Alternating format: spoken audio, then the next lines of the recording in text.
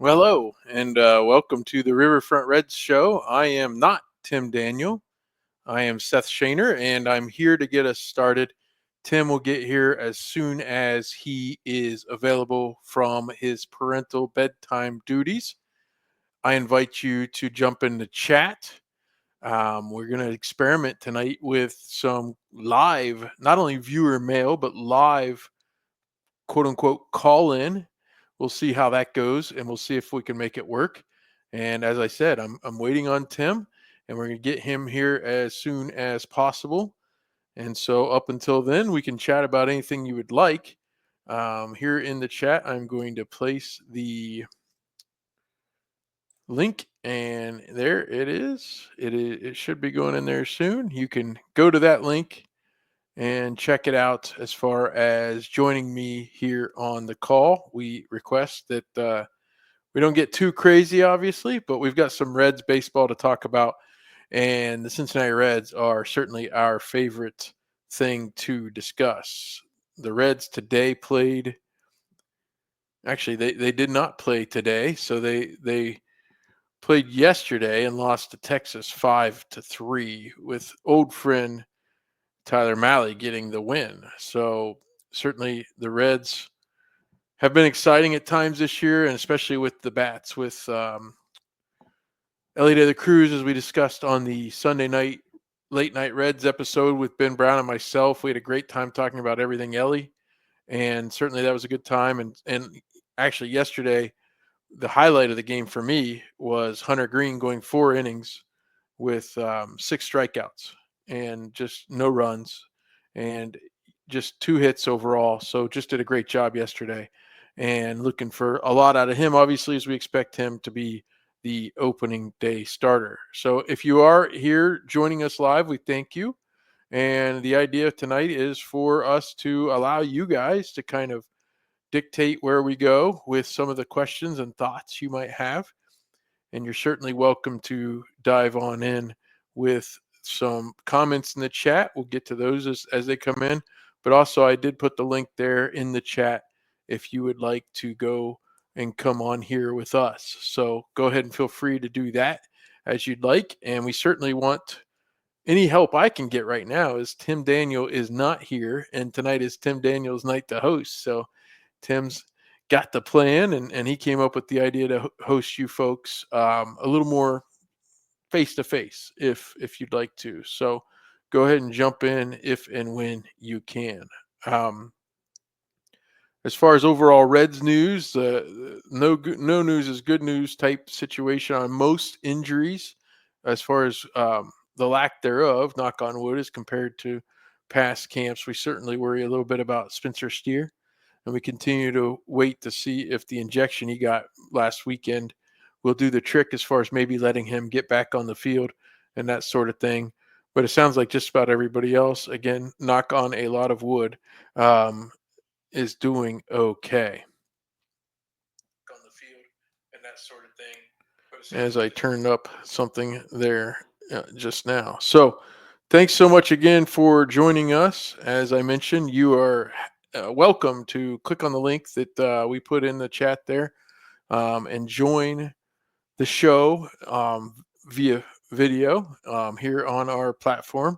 If you'd rather type in a question on the chat, you're welcome to do so. Josh Beckley says, "I think Spencer is going to be out for a few months. Unfortunately, yeah, Josh, I unfortunately I tend to agree with you, and mostly because it's just really upsetting the way this has all happened. As was reported at the beginning of spring training, it was something he was dealing with last fall, like at the end of the regular season last year. So it's kind of baffling to me that if he was already dealing with it, that he hasn't decided, or they didn't decide to do something with it over the off season. And as you say, Josh, I agree with you. Rest is what would do his injury the best. But boy, yeah, I don't know all the facts, and I don't think any of us do, as to why, if someone feels a certain injury or pain, as far back as maybe August or September, why it doesn't get looked at and kind of taken care of in those off-season months. Now, certainly the depth, if that's all that's there as far as it being Spencer Steer, the depth that the Reds have built up will help here. I guess Josh, I'd ask you, and I'd ask anybody tuning in, what do you think about maybe having Gavin Lux play some first base? I certainly Encarnacion Strand might be there, Jaimer Candelario. They do have options, and I guess I would rather either see Spencer Steer there if he was healthy, or Spencer Steer in left field.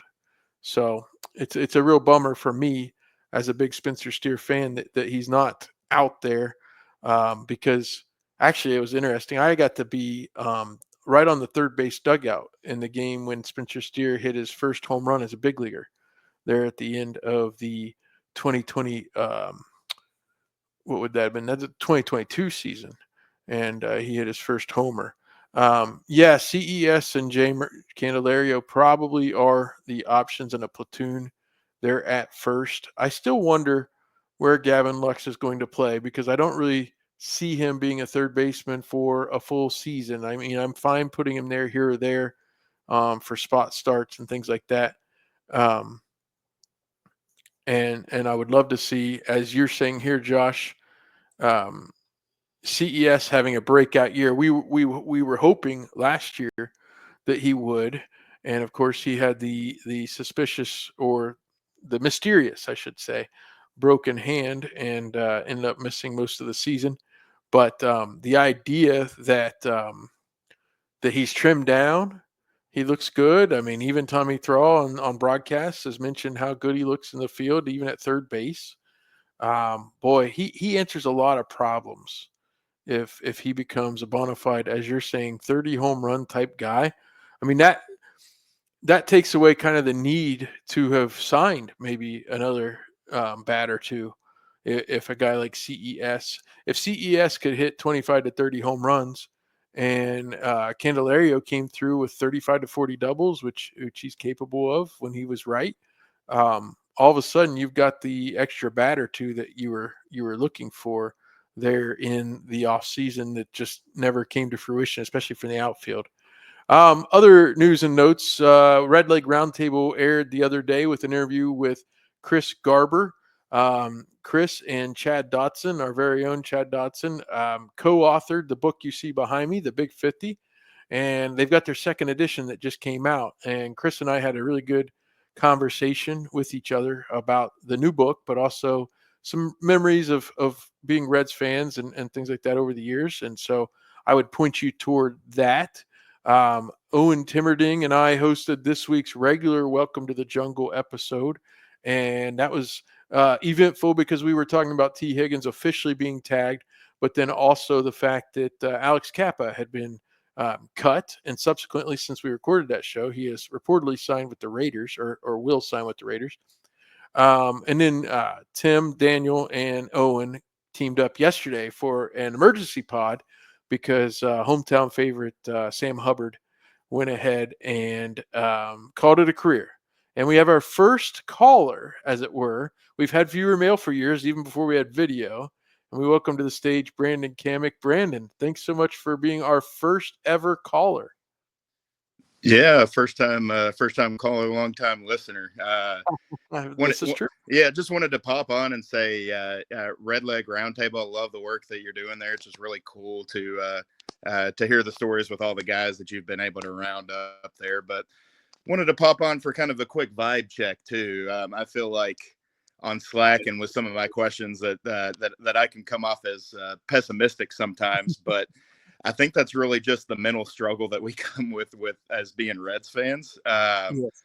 I am super encouraged by teaming up Tito with this young team that we have right now. And I am usually in the camp that baseball managers don't really affect a lot of what goes on in the field, but I feel like he might be the one exception. So I'm really looking forward to seeing how that goes this year. Yeah, if he's not the one exception, he's one of very few. All right. I mean, certainly Bruce Bochy seems to have that kind of vibe. You could argue, especially in a regular season, that Dusty Baker had that for many years. Yeah, I agree with you there, and I appreciate the kind comments on Red Leg Roundtable. That's been a lot of fun to do. I guess I'm kind of like you, Brandon, because you feel beaten down, don't you? And it just feels like over the years, that's what it feels like. They don't seem to try as hard as you like. But I will tell you this: there's been two things that have happened this spring that have kind of turned me into a little more optimistic. Number one was just basically the cracks of the gloves and the bats as spring training started, and then that first game or two to see Matt McLean healthy, and to see some of the things that were happening there with him hitting the ball hard right away, and then obviously to see Ellie do what he did. So that was good. But also, I was kind of reminded, it didn't feel to me like they did enough in the offseason, and I still think they should have added another outfield bat. But you look at the number of transactions they actually moved compared to other teams. They've done quite a bit to bolster this team. Yeah, kind of. I mean, kind of the same thoughts. Like if you look across the board in the Central, like Kyle Tucker was a great move, obviously, Mhm. and Ryan Presley was a good move for the Cubs as well. But otherwise, like, what else did anybody else do? The Brewers lost Devin Williams. They lost Willie Adames. The Cardinals had or kind of have the most panned offseason of anybody. The Pirates didn't add anybody. Like I agree that I'm kind of disappointed that they didn't do more to add to the offense, but I really like what they did with the depth with the pitching, and I just think the young guys they have in there. You mentioned McLean and some Mhm. of the others. I'm a little bit more on the downside on CES than others, but I mean, if Yeah. he has a hot season, then all of a sudden, like they're looking pretty sharp. So I kind of consider myself to be in the lost generation that Chad Dotson talks about a little Yeah. bit. I was born in '87, so I was 3 for the last World Series, and I was 8 for the last playoff series win. So just looking forward to seeing something positive for the first time in a while.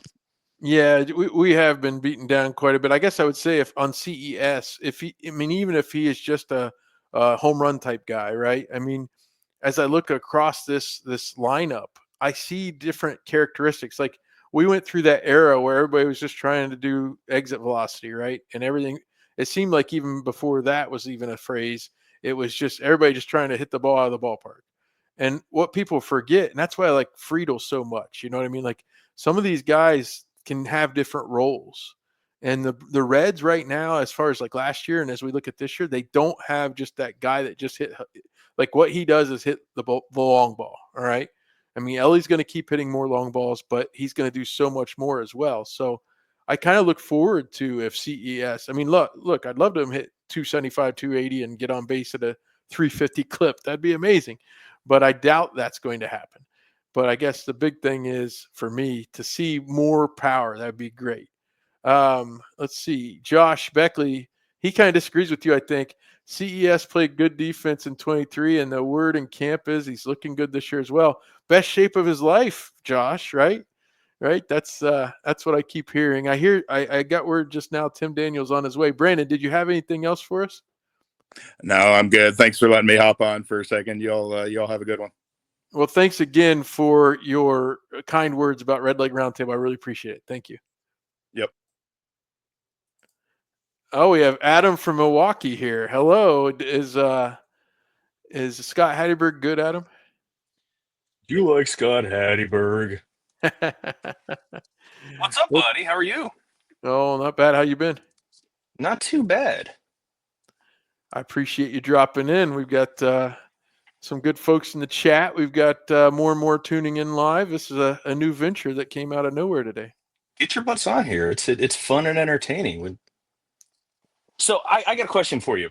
Yep. Um, and again, obviously you know me. You know my camera's all kinds of goofed up right now. What is happening? I don't know Anyway, there if we I've go. ever seen you without a hat. It's glorious. I grew my hair back, and then I just got a really crazy short haircut yesterday. But Okay. I've got a little bit of lettuce, not much. Um, So I've I'm more on the pessimistic side because I'm a hater as the youngins say. Hey, I know that guy in the bottom. There he is. Hey, sorry I'm late. Hi, dude. Oh boy, this is gonna What's that? be. Oh boy, this is gonna be good. All right, you're pessimistic. What do you Well, so first off, with Spencer Steer's injury, the Reds were going into 2025 with the worst or with the worst outfield in the majors. Um, Now with Spencer Steer, who knows what's going on with him? It's only going to get worse than that. I think this is a low 80 win team. Um, Give me a logical reason why they're not out there moving heaven and earth to try to get Luis Robert. And again, like I understand, like they don't want to give up two of their top prospects, which understood. But you know what's better than having a good minor league system? Having good guys on the major league roster. Yeah, Casey Stern always, what do you say? Prospects are cool, parades are cooler. Yeah, So, exactly. yeah, no, Flags. I think especially on this channel, most of us feel the same way. Yeah. I would not have I would not have done Burns or Louder and Arroyo for Luis Robert. I would not have done that. I mean, I agree with you mostly about prospects, but I wouldn't have done basically three guys who are going to be on the big club within the next year and a half minimum, and some of them this year. So I wouldn't have done that, but there is a hole there, and especially you're right. If Spencer Steer can't play outfield, then Austin Hayes is going to have another all-star caliber season. Yeah, and we're expecting him to turn back the clock a couple years too. The other thought, and again, I'm spewing my nonsensical opinions with you guys. I'm sorry, my daughter's about to go to bed here, so good night. Just went through that myself. So What's that? just went through that Well, myself. I'm talking with people. I'm not really talking. They're recording. I'm talking to them while they're recording. Are we also overestimating how much value Tito's going to bring? Like Tito's a Hall of Fame manager. He's one of the, and I've talked about many times, there are 5 great managers, 5 bad managers, and 20 guys in the middle. And Tito's definitely one of those 5 great managers. It seems like we're putting so much weight with him being the manager. Like he's not the one out there pitching in the 7th, 8th inning, or he's not the one playing left field. Yeah, I tend to agree with you, but I would say if you don't have the injury bad luck that they had last year, and you look at the fact that they added Brady Singer, they added to the bullpen, they've added, Lux and Hayes. I mean, if they're going to have some injuries, I understand, but if they have a little better luck this year than they did last year, is Tito worth 3 wins, 4 wins? Maybe. I Yeah. think so.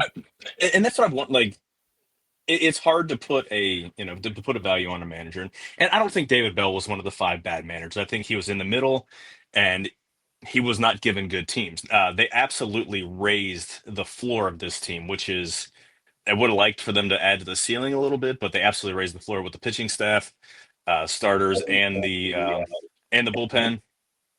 But he's not taking a team that won 77 games last year. Again, with all the injuries and everything, yeah, this probably would have been an 83, 84 win team last year without injuries, but I now have a ghost behind me.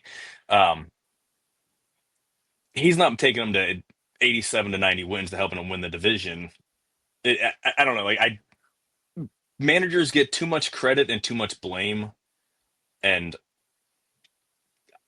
I don't know. I'm trying to be optimistic, acknowledging that they're stronger in positions than they were last year, and that while acknowledging where their weaknesses are. But Well, I guess talk me off the ledge that he can that Tito is worth 5-6 wins. Well, even if we said he's only worth 3 or 4, but then if you think about the fact that basically the whole team had a sophomore slump last year, Yeah. right? I mean, they won over 80 games the year before with really a worse roster.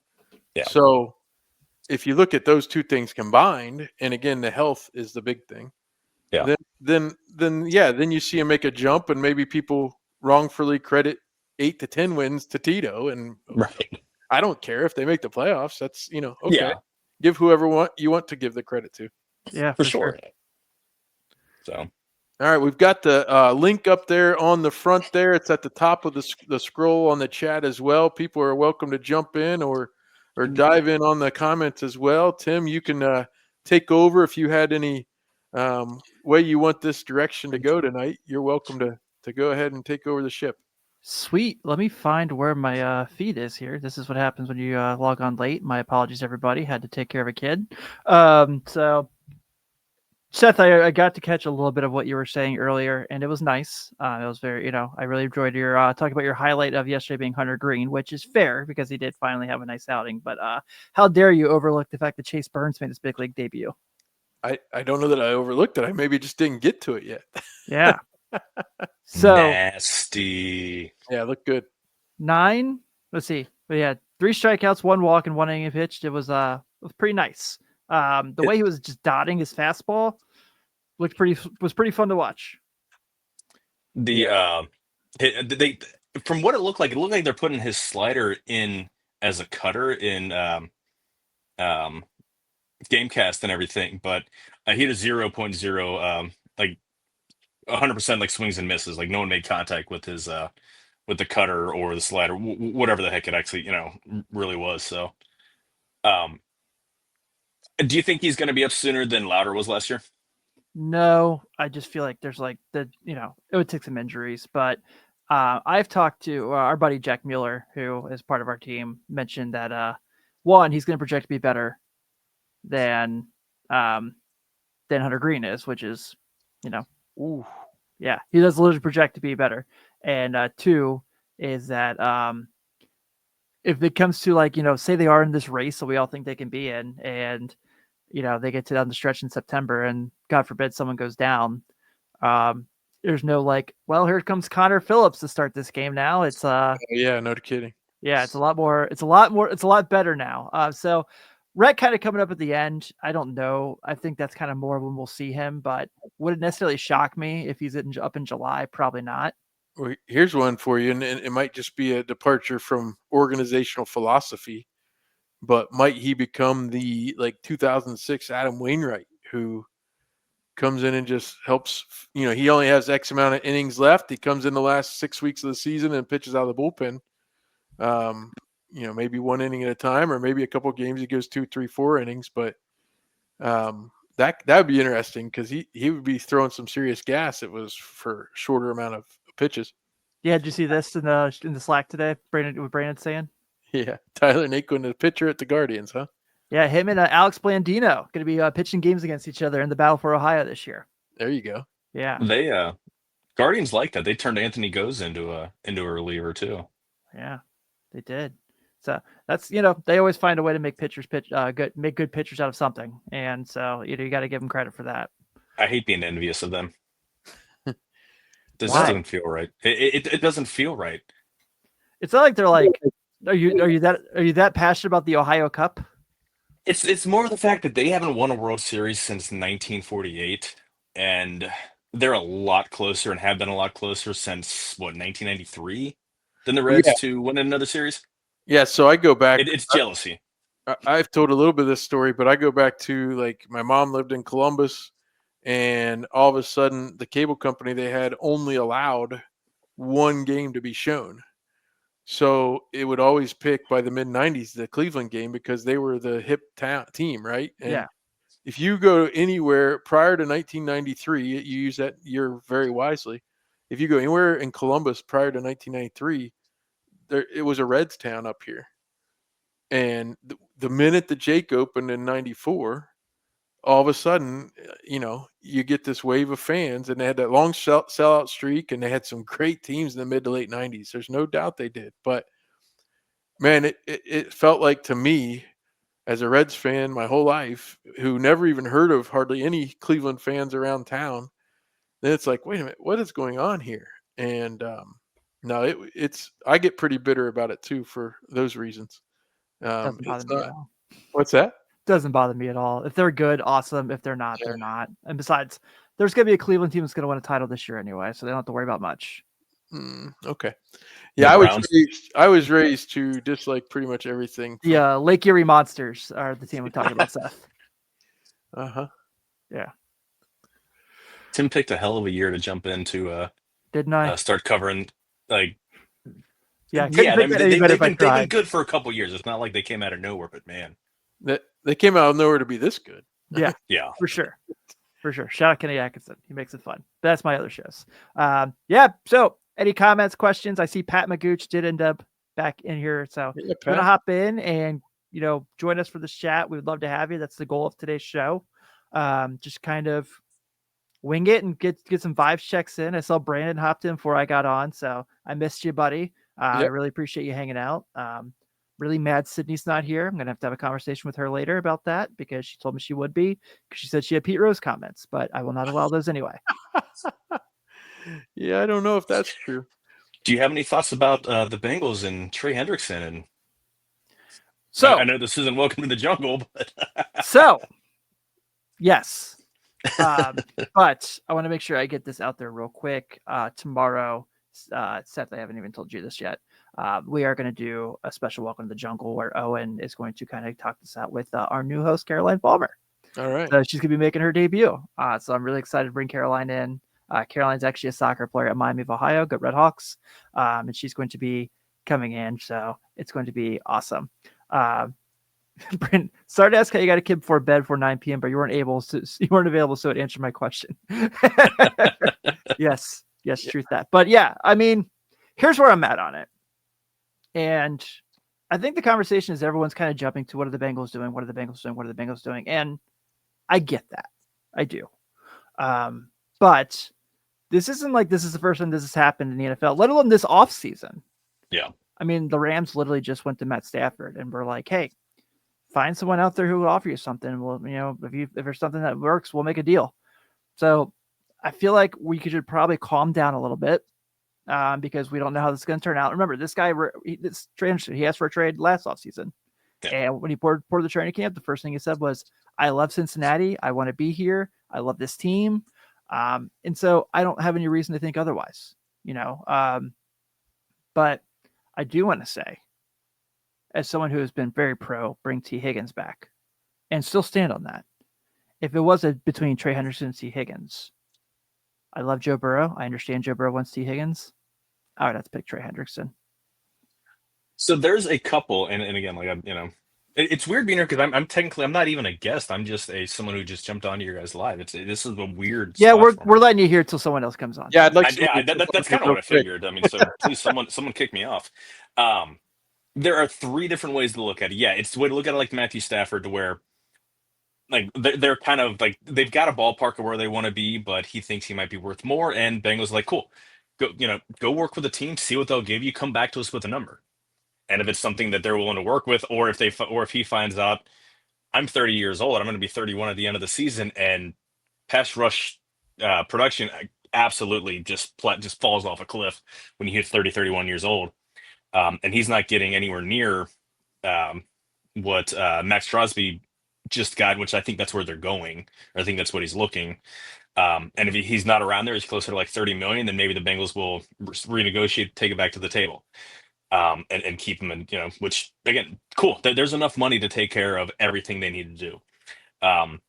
The other thought is he's 31, going to be 31 years old at the end of the season. Get what you can get for him now. Your defense was awful with him last year. It's going to be awful without him. Totally just refresh. You've got a new defensive coordinator. Let him bring in all of his guys. Yeah, it's not going to, you're not going to replace Trey Hendrickson, his ability, his 17.5 sacks that last 2 years, each year. Just basically give him a blank slate. I mean, you're losing literally everybody else from the defensive line. You're losing your linebacker is going to be gone. You're losing guys from the secondary. Mike Hilton was a free agent, so it's not like they waived him, but Mike Hilton already said his goodbyes. And the third thing is the Bengals are just cheap and they're lowballing everybody, and they're going to screw everything up, and they're not going to sign T, and Jamar is going to begrudgingly sign here, and then Joe Burrow is going to turn into Carson Palmer. So it's one of those three options. Obviously, we're all Bengals fans. We're all old enough to know where this team is and how they operate, to know that, yeah, they're lowballing everybody because they're a family full of attorneys and they don't like losing any negotiation, whether it's for a free agent or a trade or anything. But well, what you just said, if you work backwards from what you said, Brandon came in with the question about the Reds, saying that he's in that lost generation, shell shocked is a good word. I would argue the Bengals fans that have been here since the early 90s or before, which I have, but especially if you didn't experience the Super Bowl run in 88, which I did, then you certainly feel like I think the Bengals fans have much more reasons to be shell shocked and scared of, the whole thing, house of cards falling apart, And Yeah. that's just you can't. I don't even think the Brown family, if they were honest, could blame us for feeling that way sometimes. But the facts are the facts, and this organization doesn't like giving contract extensions to people 30 or over. And you've already pointed that side of it out. And of all the franchises for him to want to do a deal, it's the Bengals. And Yeah. I don't see them unless he's willing to really work with them. I just don't see it happening that easily. And I think this is a power play, as you said. I think there's still plenty of time on the receivers, and unless the two receivers just decide to both just be unwilling to work with what they know the Bengals to be, because I don't think with Jamar especially, I don't think it's a question. You're going to get paid more than Jefferson. Yeah. You're going to get paid $40 million a year ish, give or take a couple $100,000 a year side, and if all we're divided on now is the language and when you get the money and how it's deferred or not, then that's the way it is, and that's the way the Bengals do business. But the money's going to be the money. Yeah. I'm not worried. I'm not worried at all about Jamar. If T has to play one more year on a tag, so be it. But I think he'll get a long-term deal too. And then I never have thought for sure that they're going to do Trey. So I guess today shows I was kind of possibly right. But I think you're right, Tim, that move to say, see what you can get, and then you come back, and then maybe it's not what you thought because you are 30. So Yeah, it's interesting because lost where I was going for a second there. It's just frustrating. Like if you guys have a team that you dislike, like tell me and I'll be a fan of them, and they'll start sucking. Like every single team that like I root for, like they're completely like my Bearcats in football and basketball, they're lost. There's hope with the Reds, but who knows where they're gonna go. The Bengals, they've completely I think they've completely lost all the goodwill from 2021. There's literally nobody left on the defensive side from that team outside of Logan Wilson. Um, I don't know.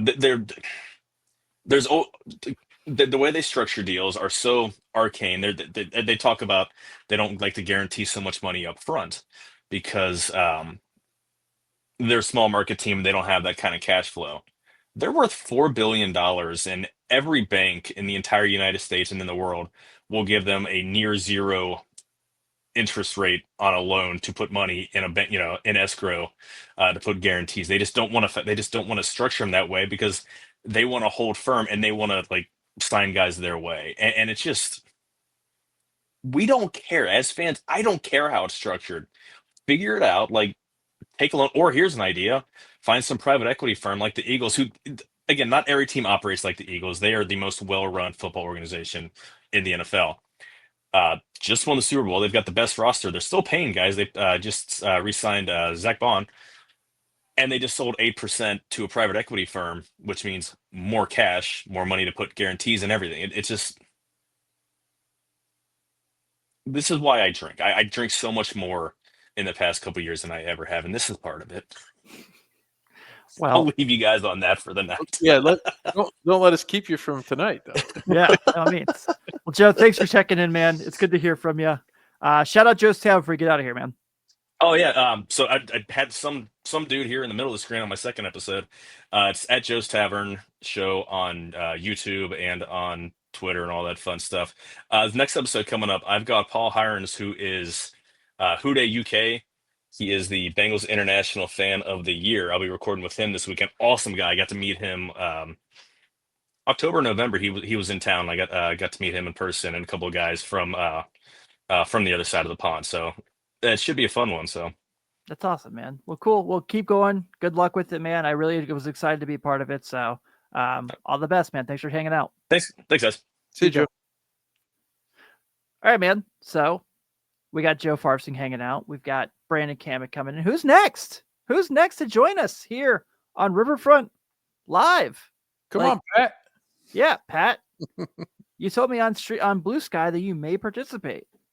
Well, you may see the link right there on the screen to join us in such a thing. I did what I real quick. I know we joked about for a second, but I know we're going off of one inning, so we don't have a whole lot to talk about there. But Chase Burns, that was super impressive. And then just kind of seeing what he was able to just locate his fastball, paint corners. I know that this is like, it's hard to not be giddy because it's all we have.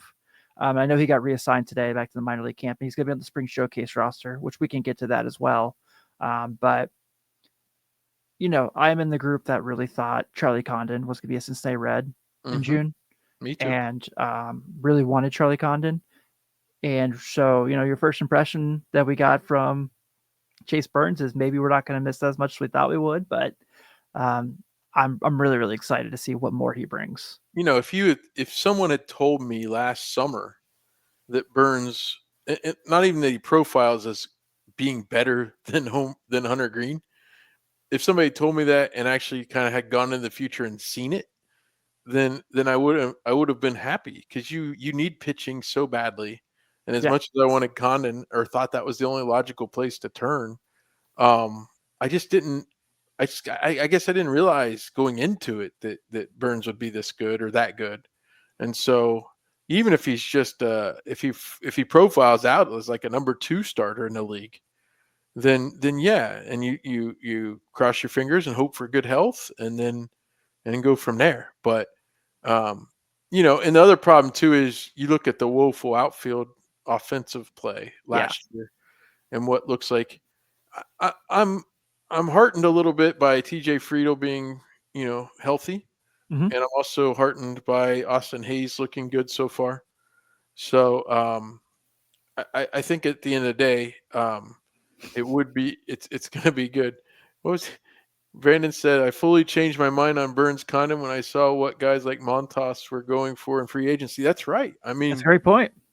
It absolutely is. You could have 6+ years of control for Burns as far as being a starting pitcher. And but the problem is, you look back at the 1992 draft when they had just traded Eric Davis, and they wanted to take Derek Jeter. And they said, well, he plays shortstop, and we already have Barry Larkin. And they said, well, you could play him in center field or move Larkin to center field if it became that way. And but no, they wanted a power hitter, so they took Chad Mottola. And my brother-in-law's brother actually played high school baseball with Chad Mottola, so that's kind of cool. But you can't draft for a power hitting outfielder because your outfield is not so good right now, because it's still going to be how many years, even for a college player, maybe 1 to 3 before he's a full part of the outfield. So I know Travis Pisana might play for the Guardians this year. Like, that might happen. He's pretty good. But the Reds couldn't have taken him. He was already gone. Right. Yeah, you're right. You're right. So spring breakout roster was announced today. The Reds are playing. It'll be March 16th against the Brewers spring breakout. So here is the group of guys. I'll go real quick. Pitchers, we have Chase Burns, Arch Franson, Luke Hayden, Zach Maxwell, Luis May, Chase Petty, Connor Phillips, Cole Schweidel. Don't even ask. And Adam Sorowanowski. Catchers, we have Connor Burns, Alfredo Duno, Michael Trotwine. Infielders, we have Edwin Arroyo, Leandro Balcazar, Ricardo Cabrera, Tyler Callahan, Cam Collier, Tyson Lewis, Sammy Stafura, Stal Stewart, and Peyton Stovall. And outfielders, we have Jay Allen, Kyle Henley, Carlos Jorge, Arnaldo Lantigua, Ethan O'Donnell, and Hector Rodriguez. So, Seth, I'm kind of excited to see this. Oh, yeah. It's an exciting game/event. But when you read the outfielders, what was the last one? Hector Rodriguez? Yes, that guy can't get here fast enough. Yeah, I know. I mean, you look at the outfielders, you look at the top, Keith Law or some of the different places that rank prospects, and it's like the first outfielder on the Reds list isn't till like way down there. And there's no outfielders with an expected arrival date before like 26 or 27. And it makes me kind of sad. And I guess they have made a few trades. They've traded for a starting pitcher. They've traded for a relief pitcher, traded for a backup catcher, all things they needed. But at this point, if they're going to make any moves at all between now and July, it needs to be for a guy that can play the outfield and can really just be a guy you put there and he's going to play. Yeah, I agree. I think for me, where I'm frustrated is not necessarily that I don't think they did a good job, because I do think the guys they brought in are really going to help the team. Where I was frustrated is they waited so long to really make a run at it, where we did kind of we were all screaming in the Slack chat every day, like, what are they doing? Why are we watching all these guys go by? The Luis Robert thing, Joe talked about it. I've talked about it. You've talked about it. Yeah, I would like to have him. But also that is a big risk. Like if he just flat out continue to be injured like he has for a long time, he has one fully healthy year, and that one fully healthy year, he was incredible. He was awesome. But also, other than that, has not played a fully healthy season. Steve and Jeff will tell you all about that if you listen to Locked On, because we've gone against me on this before. Steve was definitely against you on this one. Yes, he is. Yes, he is. And that's fine. He's allowed to be. We're still friends. He's in Canada right now, so he doesn't care about anything. And he goes all over the place. Yeah. Life's tough for Steve Hoffman. Lives in Hawaii, comes to Ohio for Reds games 3-4 times a year. Yeah. And so there's certainly that there where, I wonder if the Reds really wondered if the reward was worth it. Because I think it came down to two. There was something in the financials were the other hang up. And whatever. But yeah, I would like to have him. But who knows? Maybe the deal changes come July. Maybe he has a decent year. The White Sox are still like 95 games out of it at that point, and the Reds are still in the race, and they can probably make a better deal at that point. That's more beneficial to them. So, well, we just had last week, Joe Luckup was on with me, and he said that the only guy that could displace Ellie from shortstop is Arroyo. And not that will happen, but he's got the glove to do it. And if he gets the hit tool to come around just a little bit, he'll be a big leaguer. So you're talking about 6 years of him. You're talking about 6+ years of Burns or Louder. I mean, it's just to trade two of those three is just too much for Luis Robert. So I don't know. They played the Dodgers the other night, and I really kind of was longing for Teoscar. They should have signed him. They should have signed him before last year, honestly. Yeah, for sure. And they didn't. And then he just held out until the Dodgers came back to him, and he got to go home back to L.A. So that was a big one. And Conforto, I think he's in San Francisco, and he was another one I kind of liked. So Santander in Toronto now, and I what he ended up getting, and again, like, I guess I talk out of both sides of my mouth, because then I see a guy sign for that much. I'm like, wow, I wouldn't have given him that much, but it's not my money. So, what do I care if the Reds do? But I trust. That's my point about everything. That's literally my point about everything. It drives me crazy. What's that? When people just get so hung up in salaries, like, what do we care? Like, we're not. Well, no. Now, listen, it doesn't mean I want them to sign a bunch of Mike Moustakas and sure. You're right. You're right. Yamas. I mean, I don't want them to spend foolishly. So I guess I can I can be objective about whether or not I think they made a good move or not, right? Like, I wouldn't have given him that much, Santander, okay? But at the same time, at some point, like, I remember when Jason Worth signed that free agent deal with Washington, and they were such a moribund franchise. They paid almost a third more than anybody else was willing to give him. Yeah. And he was going to go somewhere else for less, because nobody wanted to play in Washington. But he started the dominoes rolling, and then all of a sudden they start falling, and you get 2 number 1 overall picks, and they come up, and they're Bryce Harper and Strasburg, and they end up winning a World Series out of all that. Yeah, and then they win a World Series, and they're not stuck with Anthony Rendon, so they really won. Yeah, I saw it the other day. It was like the Nats have started like X amount of third basemen since Rendon left, and it was actually the Angels have played more third basemen than the Nats have since Rendon signed with them. Yeah, one of those national third basemans was Nick Senzel. That's right. Yeah. And he got hurt before the opening day started last year in Cincinnati. Yeah, I don't want to say poetic justice. That's not the right term, but just on brand, so on brand. Let's just say we all just nodded our heads. Yes, that makes total sense. Yes. Yeah.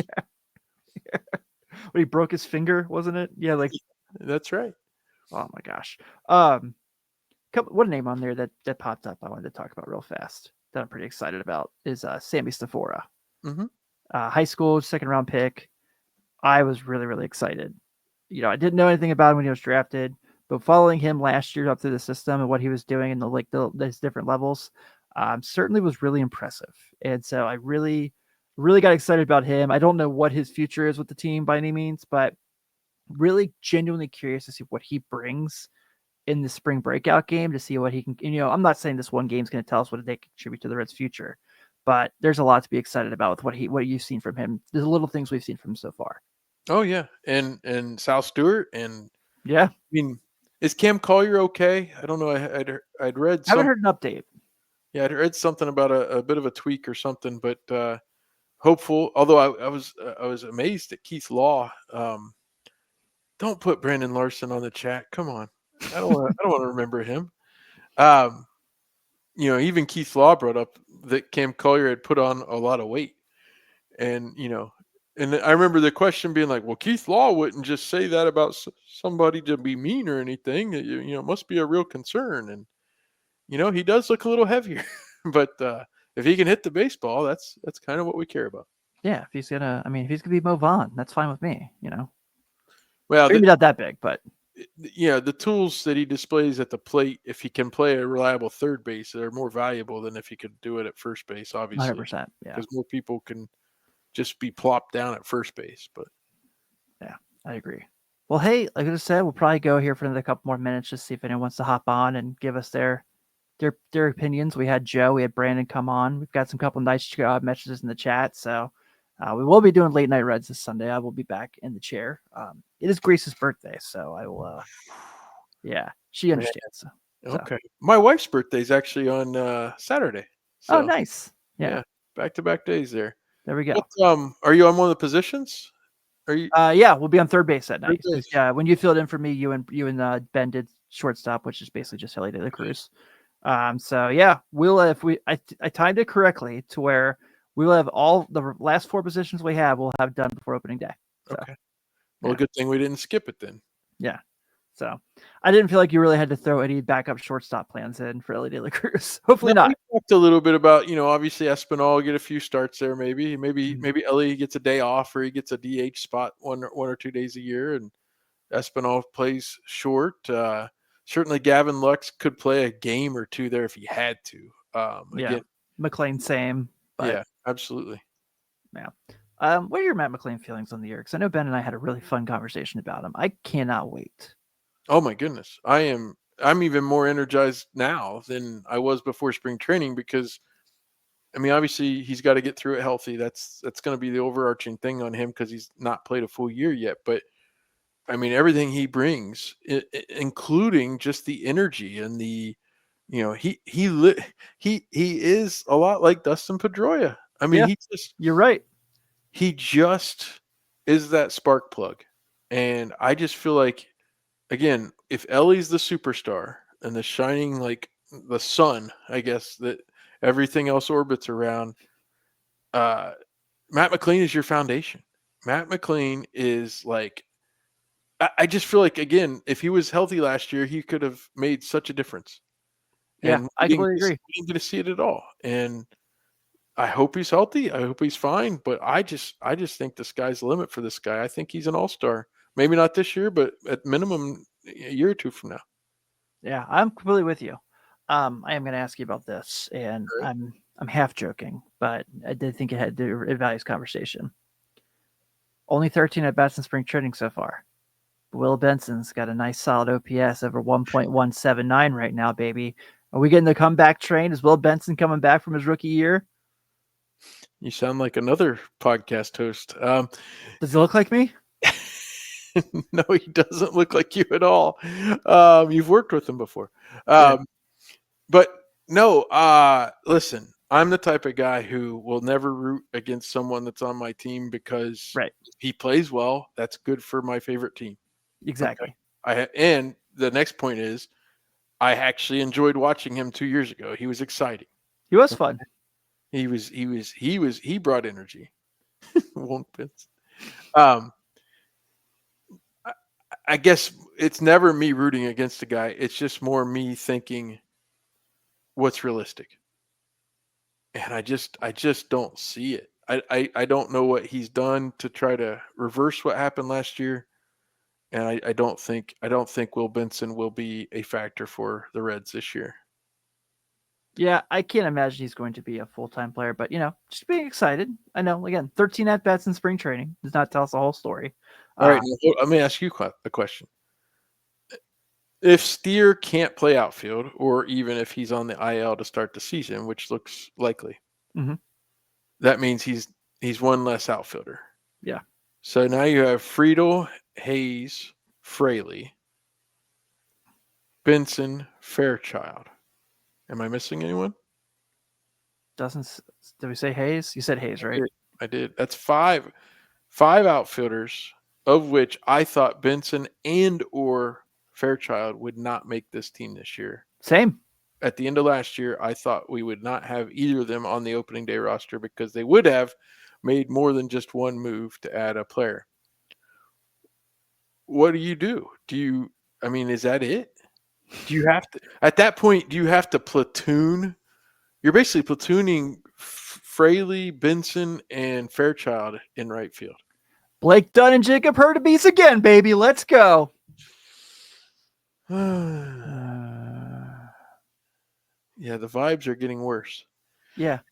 But that sells the point because they didn't get enough outfield. If they come into camp and if Steer could play outfield, I wouldn't be that worried at all because I think Hayes and Steer are everyday players. Me too. And then all of a sudden you bat Friedel against most lefties, but you could start Fairchild in center field if you have to about maybe a third of the time against lefties. Yeah. And then Benson might not make the team. We'll just hope there's not a deep pop fly for Stuart Fairchild with his noodle arm to hit the cutoff man. Yeah, and I guess in Great American Ballpark, that's not as big a problem, but yeah. So I joke about, I don't know if I'll tell the story before we get out of here. We got a comment last year on a video where we were talking about the outfield, and someone was mad at me because I talked about Jay Allen and Hector Rodriguez before I even mentioned Blake Dunn and Jacob Hurtubise, and told me I need to do my homework because these guys are the future of the outfield for the Reds. Well, if you're going by the Reds' inability or unwillingness to sign major league caliber outfielders, then I suppose we should just take that, sandwich and just eat it. But but if those two guys are the future of the Reds outfield, we got problems. Then there's more problems because that's the thing that gets me the most, Tim, is they've shored up the infield depth. Espinal is your backup. Like he won't be playing. Espinal and Lux and then Trevino, if you think about the infield and the catching position, I don't think, starter through backup, I don't think the Reds have been deeper in the last 10 to 15 years. Agreed. And even we talked about that last week on the show, whereas obviously Votto and Phillips and Roland and Frazier and Frazier, like there was better quality maybe at the top across the board, but then you're bringing in these journeymen that might not play. Like how many times do we have a backup shortstop that never played for another team after his 1 or 2 years here? So from that standpoint, they've done so much better at building it up. Wilson Valdez, he played in like Puerto Rico, but the outfield is just the opposite. Yeah, I mean you're talking about an outfield they used to have, like some Dude, of the guys they played Santiago Espinal in right field last year, and he had never played in the outfield in Major League Baseball before. I honestly might think they have to do that against lefties some this year. You're right. I just don't see it. I don't see it. If Spencer Steer is injured and he can't play the outfield, yeah, Hayes and Friedel are everyday players. I agree with that. Yeah, I do too. But Josh is saying there's a right field platoon, but I don't like the options. Yeah, I'm not super excited about Jake Fraley. Now, maybe last year was just kind of he had a lot of personal stuff happened, and maybe now he can put that behind him and have a good year again and focus more on baseball. But he still can't hit lefties. But Josh is saying it's a right field platoon, but the right-handed bat is Stuart Fairchild. Yeah. There's certainly better right-handed bats. What did Stephen Offenbaker call him? Freychild? That was his platoon? Yeah. Freychild? That was pretty funny.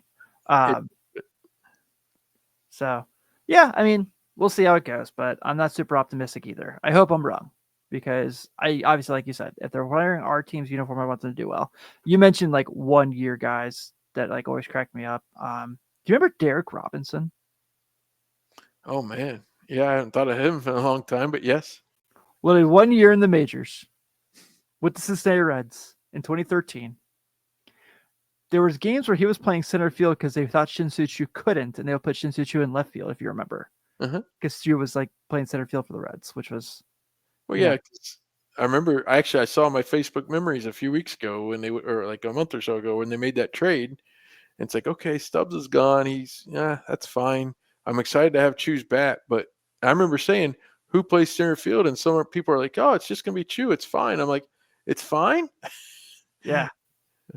But It's he fine got in Cincinnati, but not when they go out to like play the Giants and the. Oh my goodness, no. Yeah, and remember Drew was like, "Oh, yeah, I'm gonna go play center field for the Indians," and I was like, "Nope, we got Michael Bourne. You're going to That's right field." Yeah, he and I talked about that. That was rough. Yeah. All right, man. Well, I think we might just have to go ahead and wrap this because Yeah. we didn't get all the calls we wanted, but we did get a lot of fun interaction from the chat. Let's look at Joey Goodite says, where does Lux play the most? Question mark. Third base? I don't think he has the arm to play the most at third base. Carlos Guevara's here. Look at that. Hey, he had his son's first game of the season was tonight. So Cool, man. how was that, buddy? How did it go? I texted him earlier to see if he wanted to join us for this, and he said he was coaching some baseball tonight. So All right. can't be mad at that. No. Oh man. Well, for Gavin Lux, I don't know. I feel like it's probably going to be first base for a while if Spencer Steer's not able to play. It sounds like CES is doing a lot of third base. Oh, next subject. So I guess it wasn't Carlos's kid's family's night at the old ball yard. You know what? The thing with Lux at first base that makes me kind of chuckle to myself. Actually, the first game Spencer Steer ever hit a home run, we were sitting along the dugout there on the third base side against the Rockies. And Bud Black was right there. He's the manager, and he's talking to his bench coach and a couple other coaches right there. And we had, what was his name? The guy that went to the Twins. Oh, Farm Dog? no. Oh man, he had a really cool nickname. Now I'm blanking. I can't believe I'm messing this up. Anyway, he would play first base at the end of that year in 22. And Bud Black, you're talking about. Bud Black said they've got the shortest first baseman in baseball. And just we heard him say it. And then a few minutes later, all of a sudden a ball went right over his head and he couldn't get to it. And now it's killing me that I can't remember his name. So Hold on. I'm pulling up the baseball reference now. 2022. God, that. Oof. But yeah, Donovan Solano. So yeah, Donnie Barrels. So Solano, I don't know how much shorter he is than Gavin Lux, but he's not much shorter if he is shorter. Had a pretty decent year for the Padres last year, looking at his baseball reference page. Really not a bad hitter. Oh, I liked him. He was fun. Yeah, he's not a bad hitter. I don't know about his fielding, but, not a bad hitter. No doubt. Yeah. All right, dude. Well, I think we can roll this. We can wrap this up now, right? All right. Anything? I mean, the people didn't want to talk to us as much as we thought. There's some good chat. I really love it. But maybe if we do this again, we can get more actual viewers on the actual screen. That'd be fun. So, hey, like we said, I will be back on Sunday with Late Night Reds. Will be Ben and I. We're getting a preview for third base. So bring your third base hot takes, and don't ask me about anything else. I'm comfortable announcing that the scheduled guest for your next Red. Oh yeah, this is big. On March 18th, we'll release that. You're jumping off the screen? No, I'm giving you the solo shot. On March 18th, we're going to have George Grand. So I'm excited. I'm excited. I got a little kind of tired maybe of George when the team wasn't that great and he was always so sunshiny happy, but in the long run I really respect the job he did, and certainly so many people really like him so much and adore him, so I'm really looking forward to chatting with him. Who was born closer on third base, Phil Castellini or the Lakers? Phil was born on third base. Yeah. Oh boy. Probably the Lakers, right? Because it's like people just always shop in their lap. The only one that didn't was Chris Paul. That's right. It did, and then it was taken out of their lap. That's what I'm saying. Yeah. Yeah. Yeah. All right. Well, thank you guys so much. Like I said, this was something we were just experimenting with while we're killing time for the season starts. But keep an eye out. We're going to keep doing some really fun stuff. Like Seth said, George Grand coming up.